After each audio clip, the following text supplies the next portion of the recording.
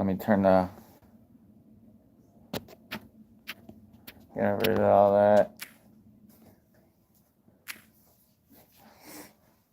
We'll give it a couple of minutes. I don't know what that is. All right, let me go ahead and turn the chat on. We'll give it a couple of minutes, let people join. I got some stuff to go over, guys. One of the things I want to talk about is what a lot of people are talking about. Now, it's been around for a while, and what's on the screen is not it. I don't understand why that popped up. But you've heard about this allergy to the red meat and things like that. We're gonna talk a little bit about that. But before we do, as people tend to join in the first few minutes, as always, I'll cover some other stuff. But there is some pretty interesting information that I stumbled across, and I would say proof of some rather insidious shenanigans from, well, we'll get there. We'll cross that bridge when we get to it. How's everybody doing? Is the chat on? Make sure it's on. Can somebody throw something in there just to make sure it's working? And in the meantime, we'll cover some of the stuff. To me, all this kind of seems related. We're all really heading towards the same globalist goals, right? And whether that be through the central bank digital currency, whether that be through digital identity, anything from the World Economic Forum. What's up, Nukima11? Good to see you. Pam, James, glad you guys could join. I appreciate you being here. I'm a ghost.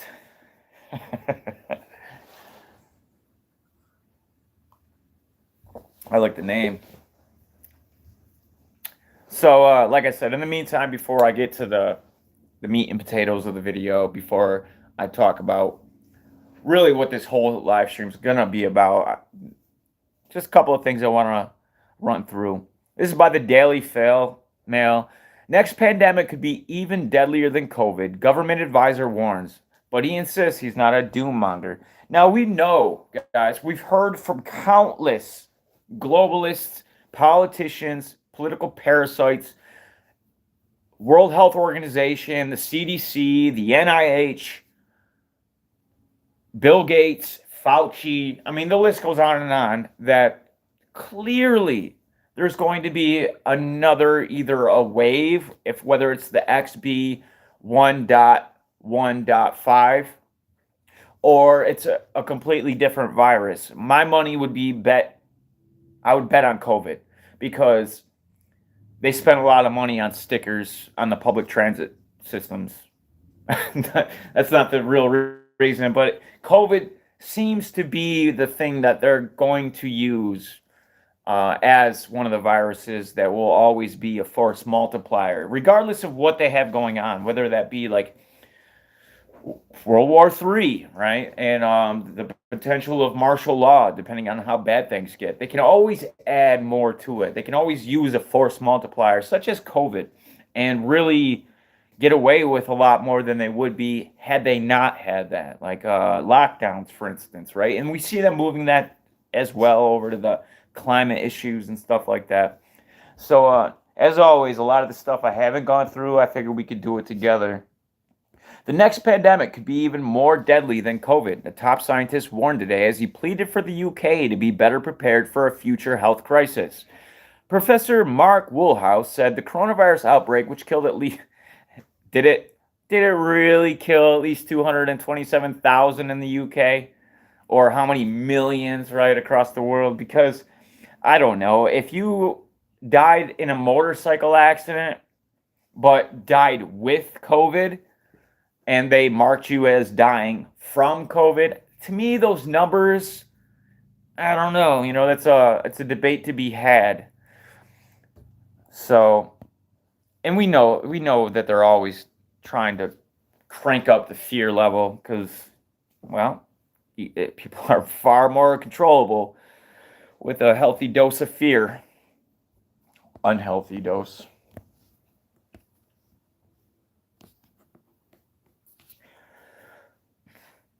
Now, I like to read these types of articles because they give you a pretty good idea of where it is that they're heading, right? They always tend to encode their plans.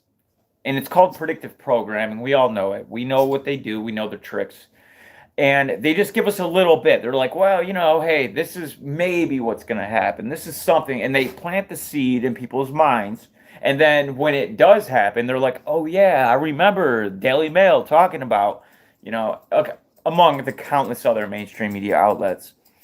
Professor Woolhouse, a member of the Scientific Pandemic Infectious Group on Modeling, which we know COVID was full of their predictive models, tons and tons of models. They were running all the time, right?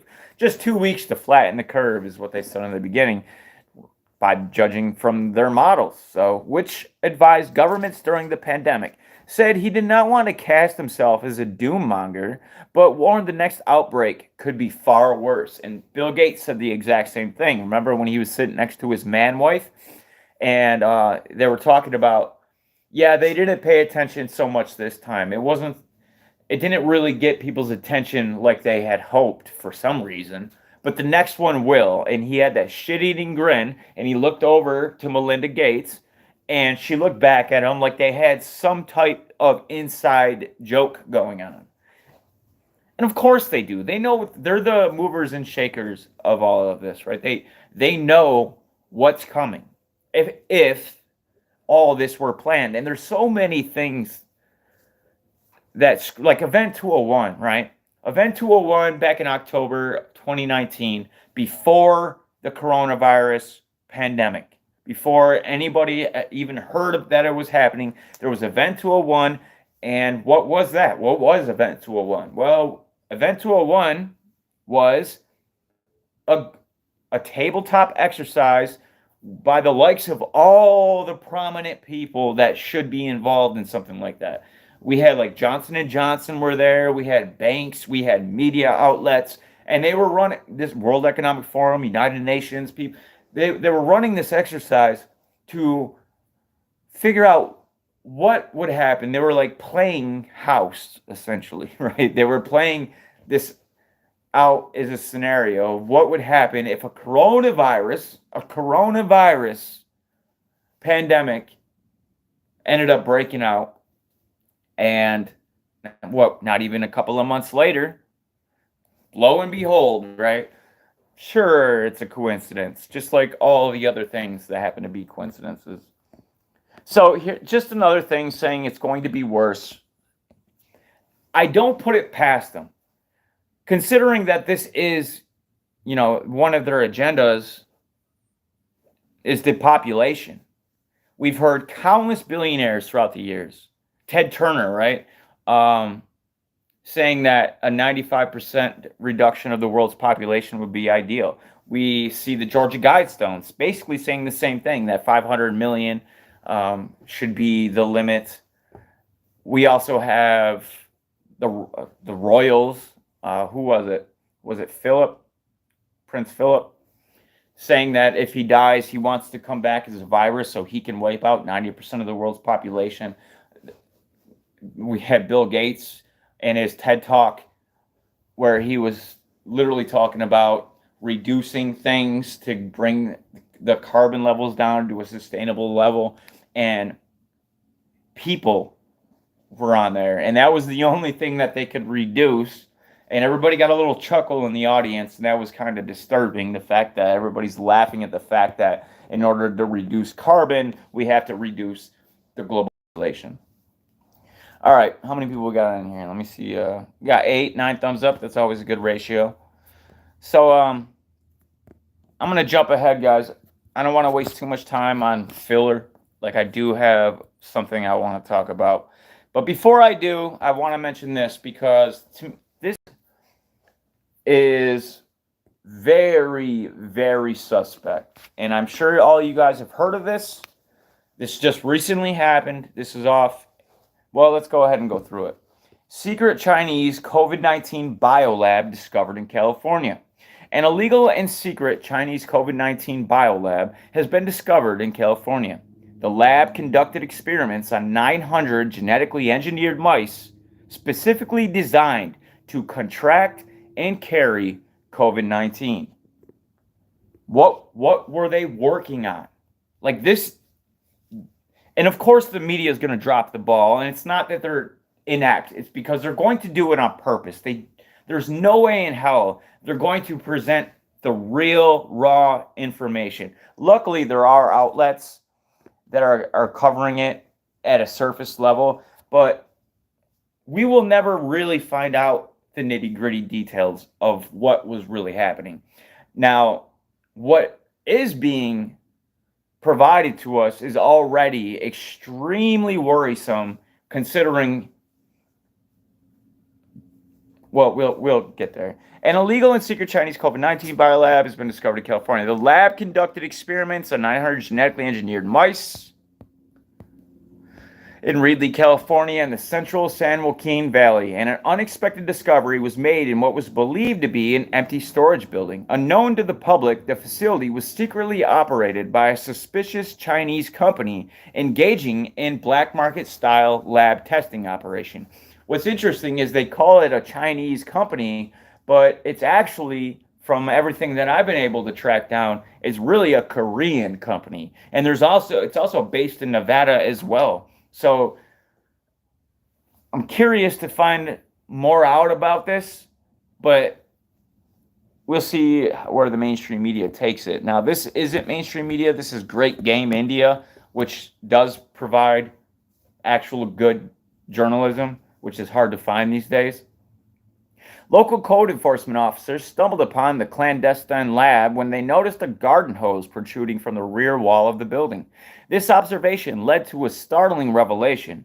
Upon further investigation, public health staff uncovered a shocking array of blood, tissue, bodily fluid samples, and unidentified serums. The facility contained thousands of vials of fluid suspected to be biological material, all unlabeled and potentially hazardous. Disturbingly, they also found 900 genetically engineered mice specifically designed to contract and carry COVID-19, living in an appalling and inhumane conditions. Regrettably, 773 of the mice had to be euthanized, and another 178 were found already deceased. That's pretty insane, man. Right here in America, we have, according to what they're saying, a half-assed lab with a plethora of different type of infectious agents, and we'll talk about that here in a second. Reedley City Manager Nicole Ziba expressed her astonishment at the situation, stating that in 25 years of government service, she had never encountered anything like this. Even seasoned county health officials were taken aback, with Assistant Director of the Fresno County Department of Public Health, Joe Preto, claiming that in his 26-year career, he'd never witnessed such a situation. Upon conducting tests, the CDC and Prevention identified at least 20 potentially infectious agents, including coronavirus, HIV, hepatitis, herpes, and among others. I would like to know what the among others are. I think that's kind of pertinent, right? I mean, if a lab is operating outside of a level 4 biosafety facility, I mean, if they have garden hoses, like, come on, this is clearly not a facility that has any intention of keeping these types of things enclosed, sealed off, hermetically sealed from the public. So there's very real possibility of a spread. Now, we could ask ourselves, is this a psyop? Is this something that they're feeding the masses? So if something ends up happening, they could be like, oh, you know what? It could be these labs that, or is this genuine and this is really taking place and they are doing genetically engineered mice? I mean, of course you're going to test it on lab rats, right? But what are they testing? What is it? Why so many different infectious agents? And keep in mind, with the advent of CRISPR-Cas9 and things like that, genetic engineering is far simpler than it used to be. You need nothing much more than maybe a couple of years of advanced schooling. Like, not advanced as in it's complicated, just outside of, a little bit beyond high school. Biohacking, right? Like there's a whole movement of people that are biohacking, that are using CRISPR-Cas9 and technologies and injecting both of them inside of their body. Investigations revealed that the tenant responsible for the illegal lab was Prestige Biotech, a company registered in Nevada but operating without a valid license in California. And that is not a valid lab. From judging by all the pictures I've seen, including in this, it screams like contaminate. Someone want to just say it for me? Contamination, maybe. It's definitely going to get out if that's what they're really doing. I mean, are you kidding me? These level 4 facilities have so many protocols to prevent the spread of them, right? From like switching from your biosuits, your biohazard suits, from your clothing into one room, and then you strip, you get this spray that sprayed all over you that's antibacterial, antiviral, and it kills everything. And then you go into the next room that's hermetically sealed, and the process continues. That way they reduce immensely the chances of you being able to spread anything, right? But that's clearly not in play at a lab that is carrying the extremely infectious agents right on American soil. Now, they have licenses, they have the capability to actually, and they have their own lab. They have cutting edge facilities, Prestige Biotech. So why are they doing these half-ass shops, these bunk labs? What's going on in them? I think it's important to take a look at, right? Definitely something to pay attention to. I'm not going to run through the whole article. You guys get the idea. I'm going to try to keep it moving so we can get into what it is that I really want to talk about, which is this. The CDC warns 400,000 Americans may be allergic to red meat due to tick bites. Now, I'm sure a lot of you have already heard that this is not new. This is actually even though the mainstream media is talking about it as if this is like some type of new story, this is actually known, and it's been known since 2014 as far as I'm able to find. But really, the mainstream media picked it up around 2019 and started talking about it then, and then it kind of died down, and now they're picking it back up. But there are some highly suspect things dealing with this, and some of our favorite supervillains involved as well. A new report predicts that 4 times as many Americans may have alpha-gal syndrome than have been diagnosed. And this was just back July 28, 2023. Now, before we go on, we know that the World Economic Forum and these other globalist institutions, the United Nations, for instance, with Agenda 2030, they have come out and stated numerous times that cattle, that the consumption of beef, right? These are things that are hazardous for the climate, supposedly, because cows fart methane. And, well, we need to do something about that. And really what I tie it back to and I'm sure you guys do as well, it's not about the cattle, right? It's about our food supply. And they keep doing things that eliminate our food supply. Remember, not even a year ago, when there was 127 major food processing facilities that burnt to the ground, which, yeah, fires happen.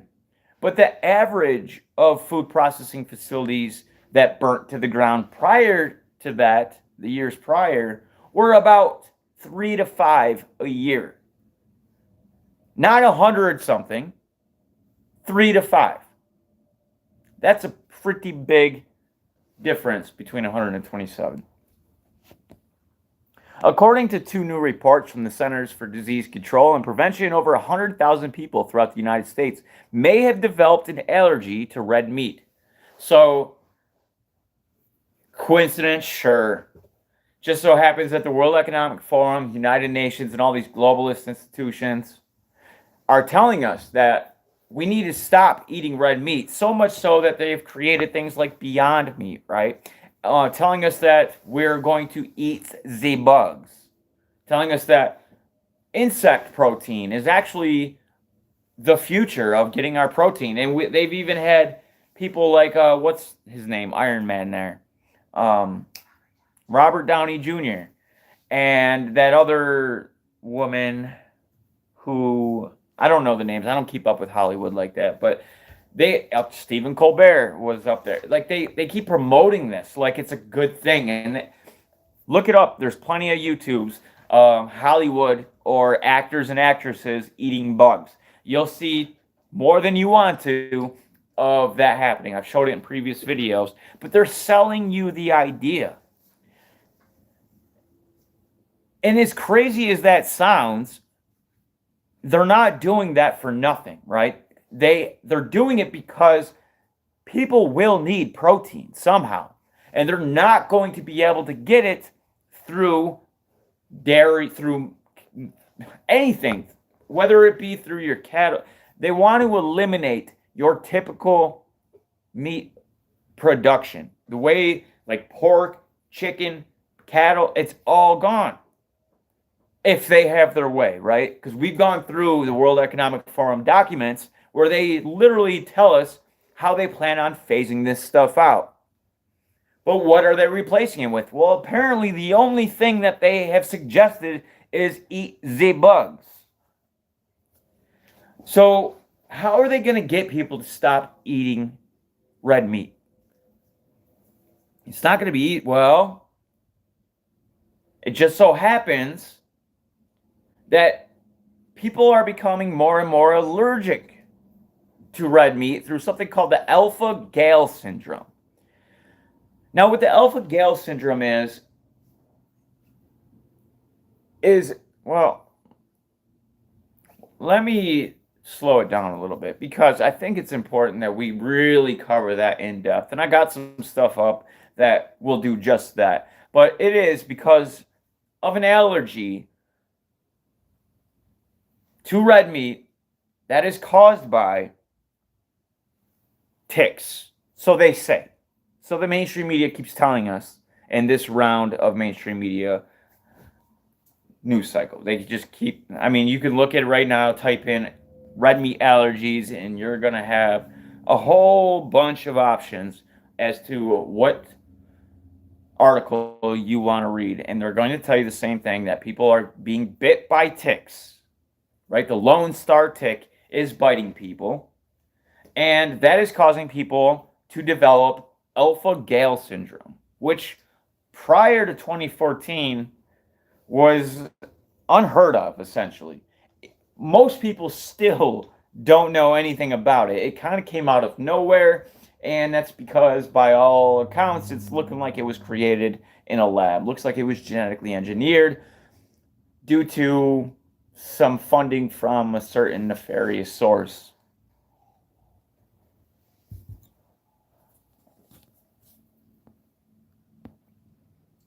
The Cleveland Clinic explains that some ticks have a sugar molecule called alpha-Gal in their saliva. So ticks, right? Keep that in mind. Ticks for now. That can enter a human's bloodstream if they get bitten by one of these ticks. When the alpha-Gal enters the bloodstream, it can cause an allergic reaction.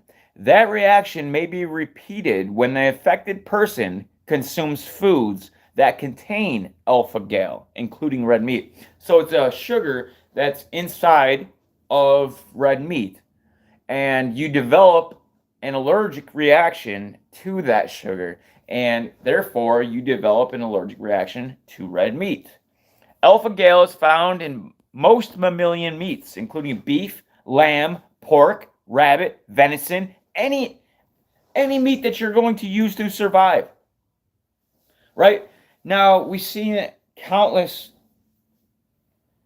rivers being polluted, the fish kills, the fish die-offs, right? There's Tim Truth channel. He does a lot of good work calling this type of stuff out, where there's a couple that stand out to me. One was when these two government officials of some sort, these scientists, I guess, were literally standing in water, dumping or pumping Nox fish. Now, Nox fish is a toxic substance that immediately kills any surrounding fish that happen to be near, I think it's like 1 part per 5 billion or so. It's extremely toxic to fish.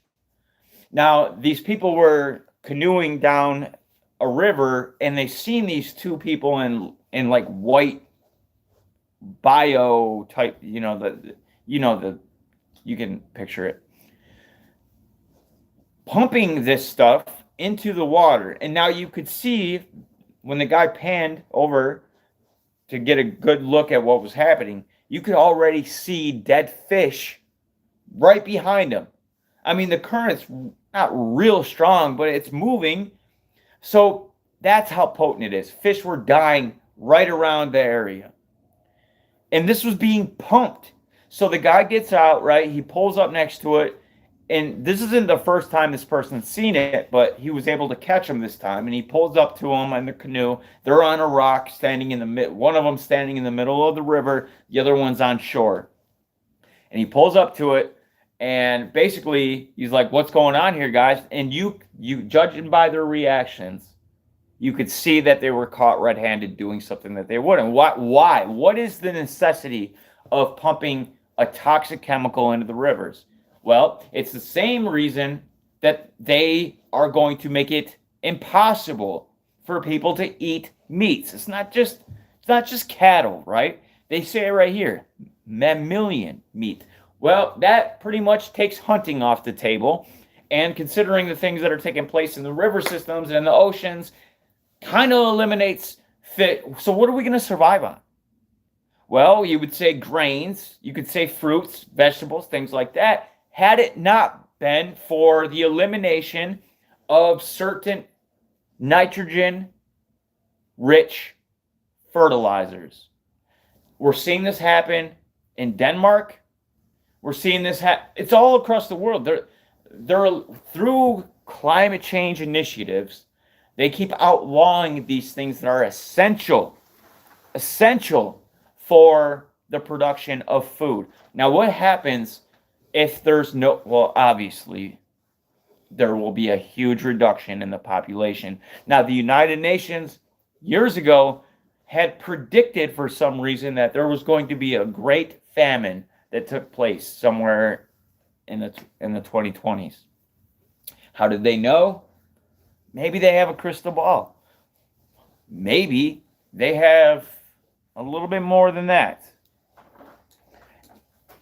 And not just that. Think about the reason eggs went through the roof about 6 months ago. And chicken, right? They're mass die-off, bird flu. Now, some of these chicken coops that had millions upon millions upon millions of chickens never caught bird flu. But to be preventative, they called them anyway. And again, we're going to see more of this type of thing. They are it's not that this is a conspiracy theory. It's happening all around us. Right? I mean, all it takes is not even much, just a little bit of research, and you're going to see that the very mechanisms that were at play that allowed you to go to the supermarket and buy whatever are being vastly decreased, immensely. Just, I don't want to get too far off track. I do want to cover what's going on with this stuff, but the allergy to red meats is seems right up there with the rest of it, with the burning down of the food processing facilities, with the fish kills, with the grant, like with everything else. It just seems to fit the narrative, right? Including gelatin and cow's milk. The CDC also notes that cuts of meat, including organ meats, sweetbreads, Rocky Mountain or prairie oysters, often contain higher amounts of alpha-gal than others. The alpha-gal molecule is not present in poultry, eggs, fish, and seafood. Well, that's interesting because I just covered all of those and saying I guess we could eat reptiles, fruits and vegetables. This stuff bugs me, guys, when I see this happening across the entire world. There's protests, massive protests that are taking place. Farmers, like fisheries, just they see what's happening. These people made their living throughout generations doing these types of things, and now it's coming to an end, but there's no good reason for it other than their governments are telling them to stop it. But in this case, it's something a little bit more. It seems to be genetically engineered insects that will do the damage. The CDC believes that AGS is primarily caused by the bite of the Lone Star tick, but adds that other tick species have not been ruled out. Now, notice that they keep talking about ticks. It's almost as if they're leaving something out intentionally, and you'll see what I mean by that here in a moment.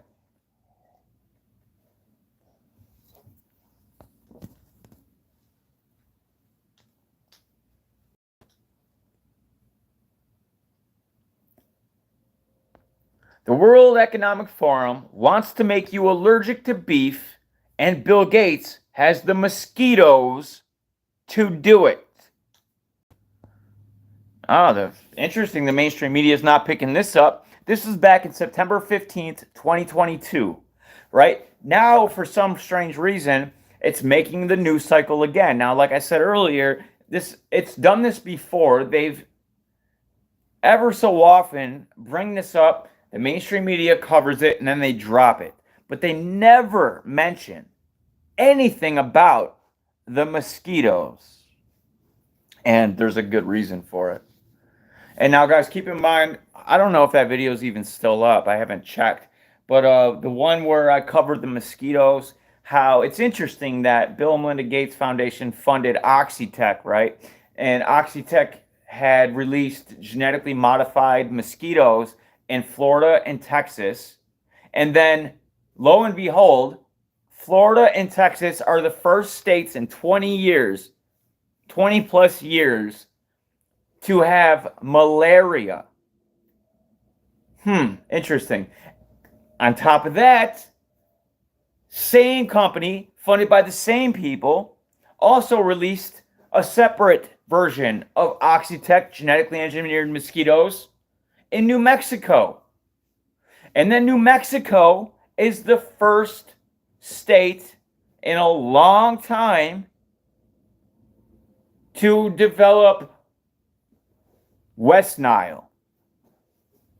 Now, one of these maybe, right? Maybe if like Florida or something, but to have 3 out of 3 states that had certain types of genetically engineered mosquitoes released into them, all have and are the first states in decades to be the states that have mosquito-borne illnesses. Also, a great way. What is the number one killer creature, the number one animal on the planet that's killed far more than anything else? It's a mosquito. It's not sharks, it's not bees, it's not mosquitoes, obviously, have killed far more people than anything else. And now, the very diseases that were not present in the United States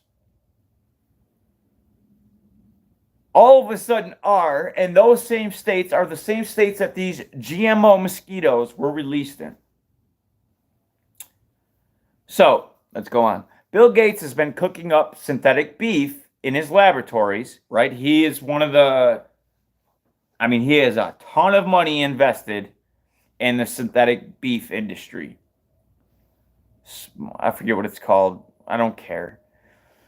But as appetizing as test tube meat sounds, I found myself questioning why. As with everything Bill Gates related, the answer is a tangled web, and the World Economic Forum, genetically modified mosquitoes, and synthetic beef are wrapped in it together. Guys, stick with me. This gets crazier and crazier as we go through it. And then you're going to see something that I think I've stumbled across that I'm not sure anybody else has yet.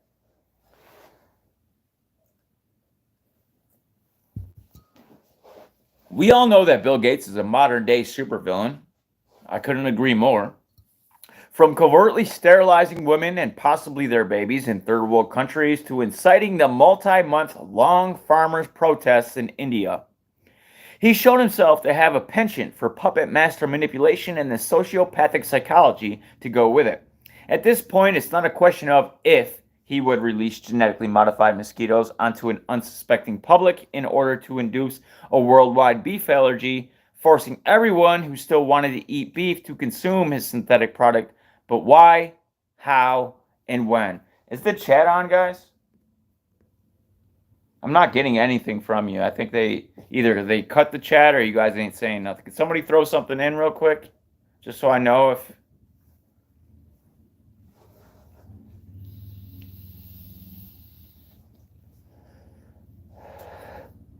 Yep, they cut my chat.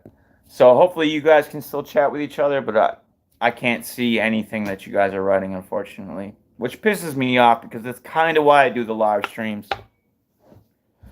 But if you follow me throughout my channels, my countless channels that have been deleted from ScrewTube, you know that this is the type of shadow banning. These are the types of tricks that they use, right, to kind of steer you away from using...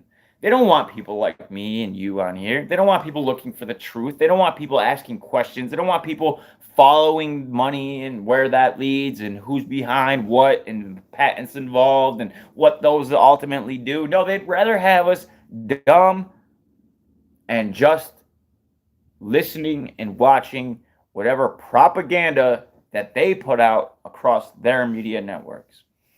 The Injustice League. In 2016, a World Economic Forum linked bioethicists threatened during a speech in a not at all ethical way that because humans won't willingly stop eating beef on their own, and because it'd be better for the environment if they did, we can possibly address really big world problems through human engineering. This was after he mentioned that conveniently there is a tick out there that can make human... Now, these are discussions that are being had by people that have a tremendous amount of resources and connections to get things like this done. Now, guys, viruses are also a great way to introduce a new gene into somebody. That's kind of a separate video in and of itself. I've made numerous videos talking about it, but it is an effective way. So I'm not saying that the next COVID or whatever they decide to unleash on the public will do this, but they have the capability. The technology is there. It exists. And if this is what we're seeing, and these are discussions that they're having, we have to at least consider the possibility that they might damn well just do it. He also stated how it would be better for the climate if we were all, on average, 15 centimeters shorter. He didn't mention anything about mosquitoes, though, just ticks. And that's where the World Economic Forum member, Bill Gates, comes to fill the gaps. Like I said earlier, Bill Gates has been cooking up some tasty, tasty fake meats for us. And as the press around it has grown, I've been obsessed with trying to figure out why. I personally think it'd be really hard to convince the general public to even entertain the notion of letting that scientific abomination anywhere near their mouths.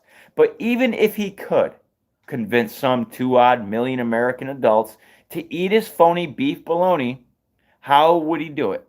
And again, why? There'd have to be a better reason out there than just the money, right?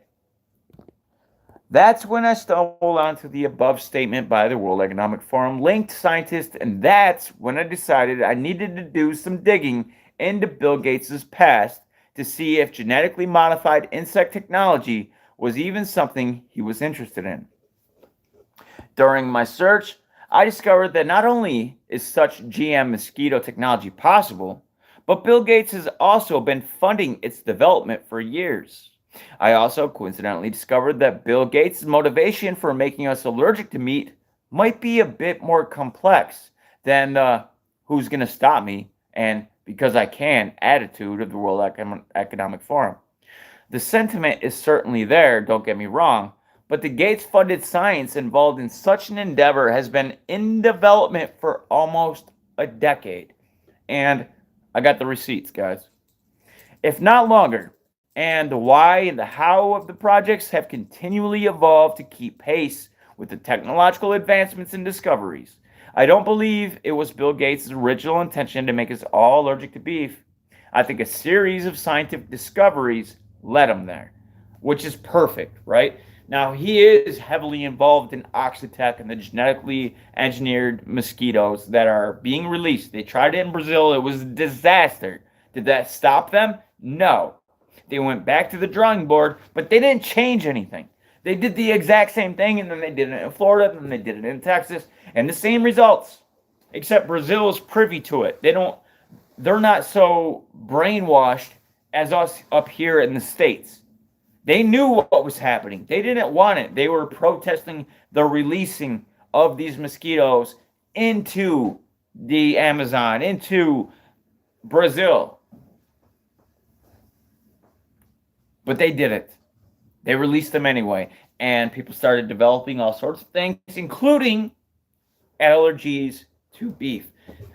To me, it looks a little bit like a test run.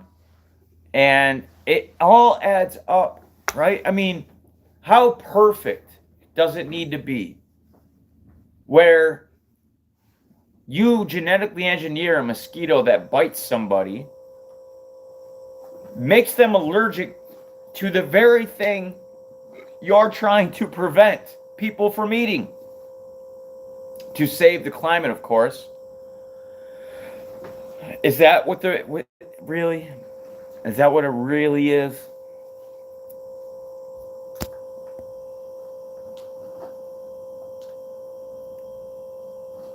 I don't believe it was Bill Gates' original intention to make us all allergic to beef. I think there's a series of scientific discoveries that led him there, and he views the allergy as convenience, collateral damage for the greater good. He's wrong, but the science and psychology behind such a decision are nevertheless fascinating. Many argue eating less beef would be better for the environment. Now, obviously, a lot of this is speculation and conjecture. Has Bill Gates purposely made anyone allergic to beef yet? Not that I'm aware of. No, I would say yeah. It just definitely looks that way to me. Does the technology exist to do so? Yes, it certainly does. If Bill Gates continues on his current trajectory of scientific research and development and continues his partnership with the World Economic Forum, is a worldwide beef allergy likely to spontaneously occur? I'd say it's it's very possible. That's what it definitely looks like. That's what's happening out of nowhere. And why does the media ever so often bring this up and decide to push it upon the masses? It's a real thing, guys. Like, they're saying ticks, right? The media is covering ticks, but as we're going to find out, and I'm going to get a little bit more technical as I tend to do so, because me, love the facts, love the data, love the truth, and we're going to see some pretty insidious stuff here in a little bit. Meet Mosquito Boy. The science behind these beliefs is why this case was so hard to crack. The developments are in constant evolution, and the bits of key information are scattered all over the map. but I do believe I've managed to consolidate them and figure it out. I've treated each discovery like a puzzle piece, and as I've placed the pieces together, it's created a concerning but important picture. So, to help me illustrate, I put together a timeline in order to reveal what's been going on for years and what's possibly about to happen.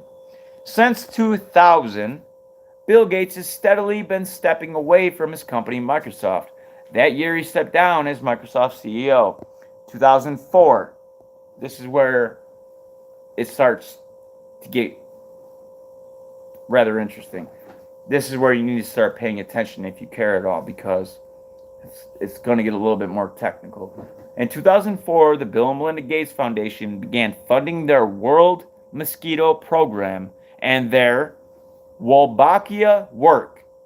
Now, this received a lot of funding from the Bill and Melinda Gates Foundation and from Bill Gates himself. And what is it? What is the Wolbachia work? Well, this specific program breeds and releases mosquitoes infected with Wolbachia bacteria. Now, this is the same type of funding that Oxitec, who released these mosquitoes that are now giving people malaria. And, well, they don't make that connection. It's way too much of a coincidence for me to think otherwise, right? The very states that these things were released in also are causing these, I don't know, maybe. It's the Aedes aegypti mosquito, after all, right? These are the invasive species of mosquito that Oxitec works with. Now, they work with these because they want to get rid of the invasive species, right? But that's not, when you look at what it is that they're working on, when you look at their actual data, follow the money, as they say, you see that that's not really the case. And that should have the whole United States up in arms about what is happening. But nobody really pays attention to this type of stuff. So it'll go unnoticed. It'll go unnoticed until nobody can eat meat.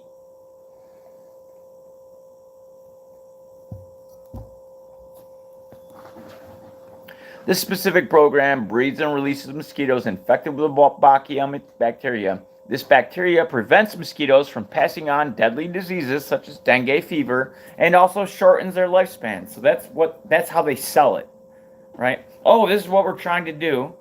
We're trying to eliminate deadly diseases such as dengue fever. And we're using a type of bacteria that just so happens to make you allergic to red meat, such as the Lone Star tick, right? But these mosquitoes didn't naturally have this bacteria. And they don't even really have the bacteria. They have the genome of the certain portion of bacteria that allows for this type of allergy to occur, which I find also extremely interesting. 2006, Bill Gates stepped down as chief software architect. That's seemingly where his real mosquito obsession begins. The man obsessed with software engineering turned his interest to human engineering, and in 2009 released mosquitoes onto a captive audience during a TED Talk. Let's go ahead and watch that for a second.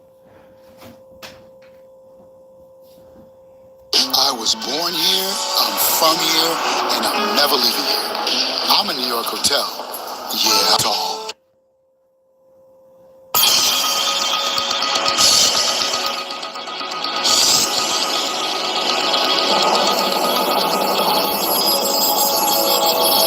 Guys, again, I apologize that they're screwing my chat up. I would like to know who's in here. I would like to talk to you guys.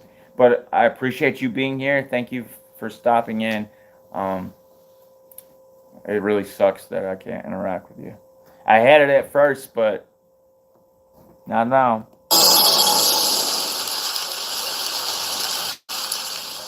I wrote letters last week talking about the work of the foundation, sharing some of the problems, and Warren Buffett had recommended I do that, being honest about what was going well, what wasn't, and making it kind of an annual thing. A goal I had there was to draw more people in to work on those problems, because I think there are some very important problems that don't get worked on naturally. That is, the market does not drive the scientists, the communicators, the thinkers, the governments to do the right things. And only by paying attention to these things and having brilliant people who care and draw other people in can we make as much progress as we need to. So this morning I'm going to share two of these problems and talk about where they stand. But before I dive into those, I want to admit that I am an optimist. Any tough problem, I think it can be solved. And part of the reason I feel that way is looking at the past. Over the last century, average lifespan has more than doubled. Another statistic, perhaps my favorite, is to look at childhood deaths. As recently as 1960, 110 million children were born, and 20 million of those died before the age of 5. 5 years ago, 135 million children were born, so more, and less than 10 million of them died before the age of 5. So that's Now I gotta cut in because if I play it too long, they'll just take my live stream down. I don't want that to happen. Now, what I probably am going to do, guys, I'm probably gonna break this up into two parts. They'll both be tonight. This one obviously is already occurring, but I like to interact with you guys. And before I get into the really good stuff, I think I'm going to take an intermission. We'll finish this up, and if you're still interested, because it gets much better, you're gonna see proof. You're gonna see proof that they've genetically engineered and released mosquitoes that cause people to be allergic to red meat upon being bit. And as we've seen, that literally means anything. So combine that with all the other ways that they're really attacking the food industry, not even the industry, just our ability to feed ourselves. Whether it be through massive farming, the bird flu that they've called countless chickens, the Knox fish that I was talking about that's released, that's causing massive die-offs of fish. And it goes on and on and on and on. To the point where, yeah, the United Nations was probably very accurate in their statement saying that a global famine will take the world by storm back in like 2018. Very insightful, United Nations. a factor of 2 reduction in the childhood death rate. It's a phenomenal thing. I mean, each one of those lives matters a lot. And the key reason we were able to do it was not only rising incomes, but also a few key breakthroughs, vaccines that were used more widely. For example, measles was 4 million of the deaths back as recently as 1990. I can't watch it anymore. I'm gonna do exactly what I just said I was gonna do, guys. I'm gonna wrap this portion up. I'll probably be 20-30 minutes if you're still interested. As soon as I cut this off, I'm gonna create the next live stream, and then I'm gonna go through it. I want my chat back. That's the point of a live stream. I would just create videos otherwise, but I like the interaction. I like the questions. I like your guys' comments. So that's what I'm gonna do. I apologize to turn this into a 2-part series all of a sudden, but overall, I think it's worth it. I think it's definitely information that it's definitely you're not going to find it anywhere else, guys. I can promise you that. So hopefully you'll join me. I appreciate you being here. Sorry I don't know who's in here, but much love. See you soon. Peace.